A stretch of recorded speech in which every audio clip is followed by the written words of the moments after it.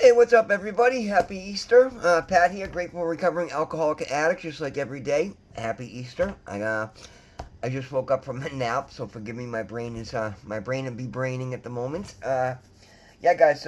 Hey, first of all, please subscribe, like the video by all means, leave a comment, and share it with anybody that might get something out of it. More than anything, guys, thank you so much for being here. This channel means the world to me. I love you guys. I just want to make sure you guys all know that. We've been picking up few new subscribers. Again, nothing crazy like the craziness we went through, but to the new subscribers, welcome. Thank you for being here. I really, really appreciate all of you. Welcome and thank you for being here. It means the world to me. Yeah, guys. Jesus Christ, I'm sorry. I should have got myself together before I woke up. Man, I literally just woke up from a nap, and that's the beauty of my life today, guys. From tired to take a nap. You guys know it was my birthday yesterday. I went out with my family last night. My brothers and I for the first time in God, I think 30 plus years, or first time. It might be a little. Might used to be the first time ever. Well, definitely the first time ever as adults. We all got together, went out and had dinner, celebrate one of our birthdays, or anything for that matter. But we know what we're gonna do it a lot more often now because we had such a good time, and that's the beauty of sobriety, guys. I mean, my brothers are all sober anyway. Not by rule, not by alcohol or condition. They might have a beer here and there, but none of them deals with substance abuse issues like I have. And again, it's nature and nurture. In certain cases, I think there's individual cases for everything, and it certainly runs in my family. My father, died from alcoholism at a very young age. My father was, God, he was only 46 years old when he died, and I was just a kid myself. And other others in the generation as well. We don't know as much of my father's lineage. My great grandfather was an orphan from Ireland. Anyway, that being said, let's get on these tangents quickly here. But so yeah, my point is, yeah, sobriety giving me the gift of when I started this YouTube channel. I had reached out to my sister, and because her and I had been in touch, somebody had reached out and let her know I was in rehab, because I was gone for Christmas, and then she was concerned. She had reached out and wasn't hearing from me. And everybody knew I was on drugs. They were probably afraid I was dead, and that was inconsiderate of me. But anyway, that's how I was in my former life. I didn't think of these type of things today. I would, first of all, today I wouldn't need to go to rehab. This is a beautiful thing, any longer. But it's because I went to rehab. So, anybody watching this, guys, if you need rehab, go to rehab. Guys, oh my God, I got an update.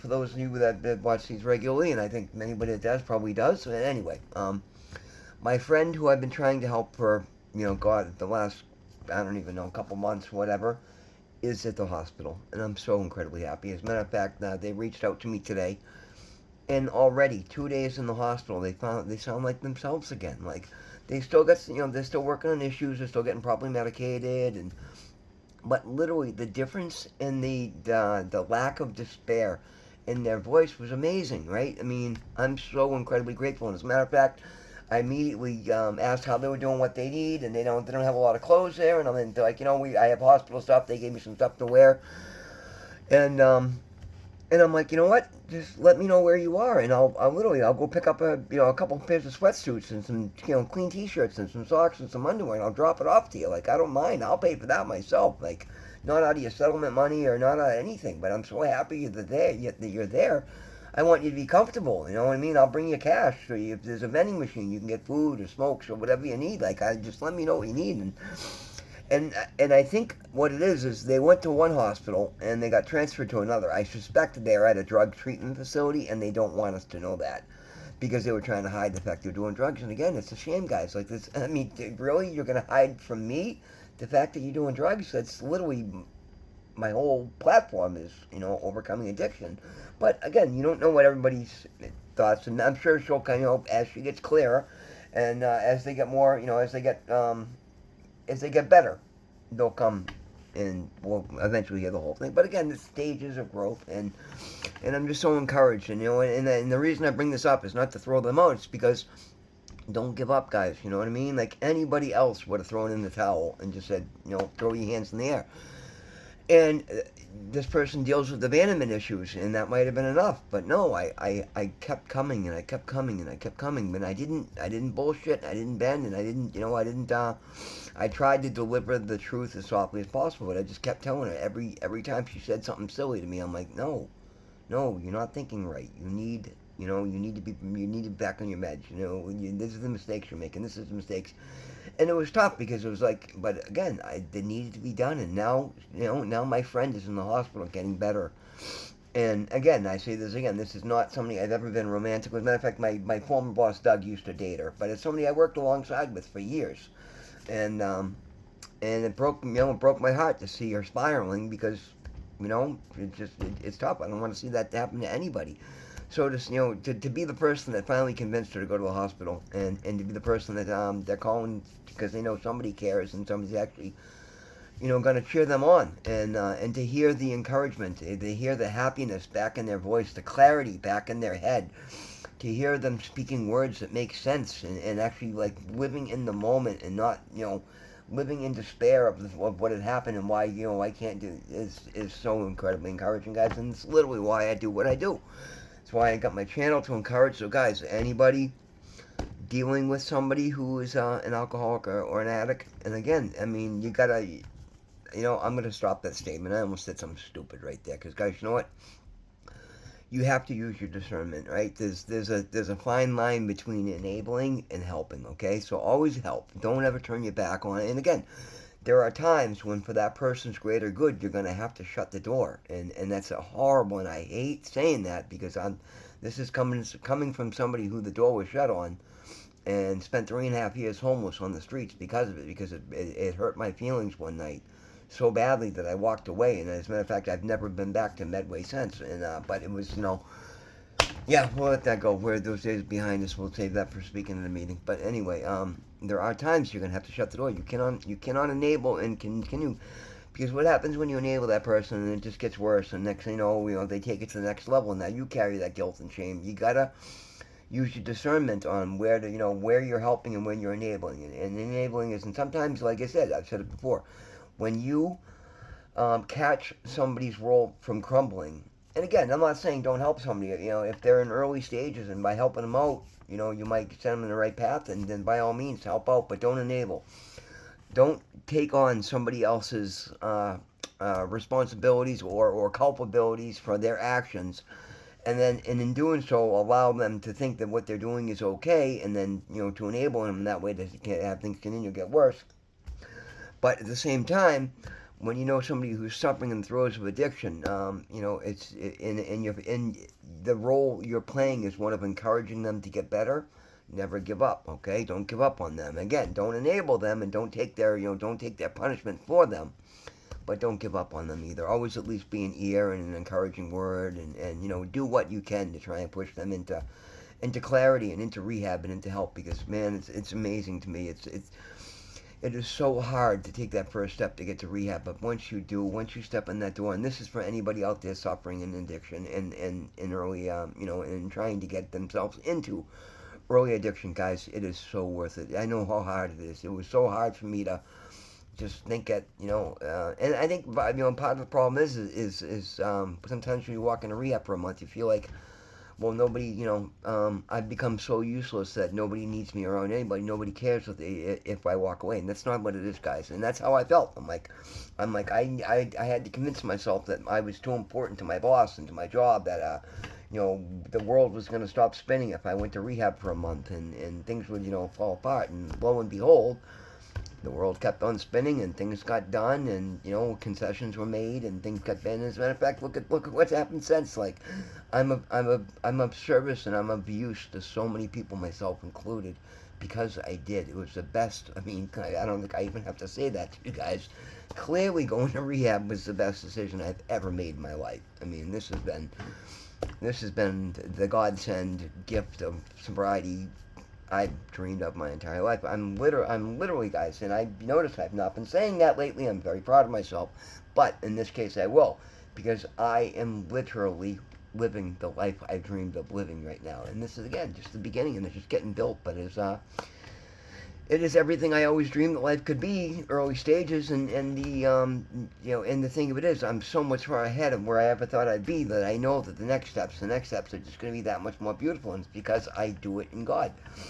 And we'll get back to the beginning of the video now, guys. So with that being said, today being Easter, and Sunday, God's Day, like, I still feel so funny saying that, guys. And I'm not some big God guy, but I give a lot of reverence to God, and I still say that I don't have the definition of God, but I believe God is my higher power, and God is the creator of all things, and I don't know what the I don't have the physical definition of God, the physical form. I don't know what God looks like. I don't know, you know what I mean? But so I don't have, and I don't need to have that. I just know that He exists and He knows who I am. He sees my heart. He knows my name. He has ordained my victory. He has anointed my body, and He has clearly favored my life. And that's my definition of God, guys. And you should try and find one somewhere. And again, I'm sorry.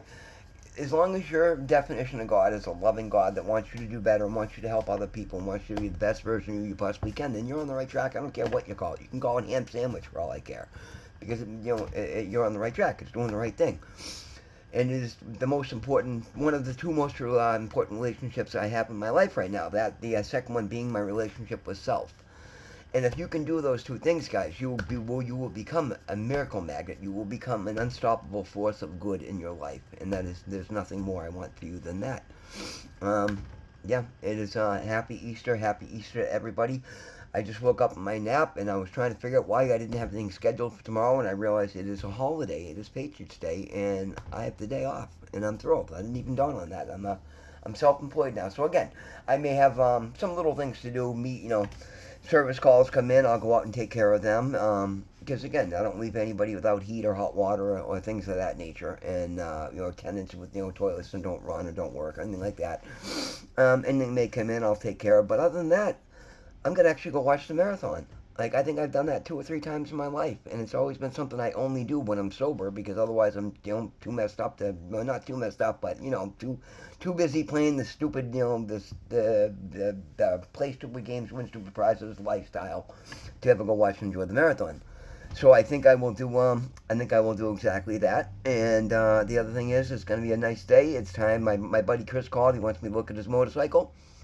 And I think what I'll do is I'll trade off with him, and he'll give me a hand, and we'll get my motorcycle down the garage, and it's time to start working on my motorcycle. I was part of my birthday gifts from a good friend of mine that I know through sobriety. He gave me some beautiful removable leather travel bags that literally strap onto the back of the sissy bar of the motorcycle, and it's like a big leather. It's beautiful. It's motorcycle saddle suitcases basically, and a couple new helmets, and I got plenty of helmets. But again, still very nice, and a beautiful pair of leather, hand stitched, like crazy money, crazy L chaps, which I won't need till the winter time, but still fall, whatever. I don't know. Again, regardless, they're an absolute beautiful gift, and this is what happens in sobriety day, guys.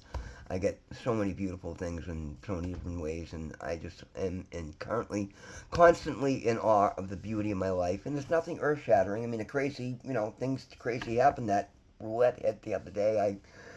I'm still coming to terms with. I haven't even taken the money out of it.